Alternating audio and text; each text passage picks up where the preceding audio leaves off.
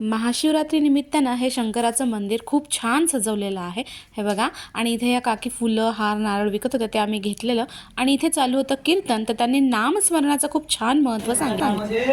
Power आहे आणि म्हणून अखंड देवाच्या नामाचं चिंतन आपल्याकडनं व्हायला पाहिजे असं शास्त्राने सांगितलंय. आणि ह्या जुन्या मंदिरातल्या मूर्त्या आहेत आपल्याला भेटलेल्या. उमेश काका तुझ्यासाठी स्पेशली आलो व्हिडिओ बनवायला. पण खूप जण मंदिरात मला भेटली. उशीर होतात काय? बरोबर वेळेत आले बघ.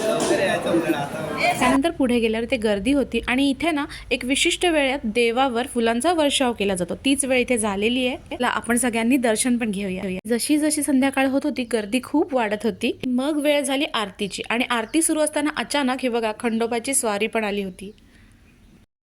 इथे चालू आहे पालखीची तयारी. Bye bye.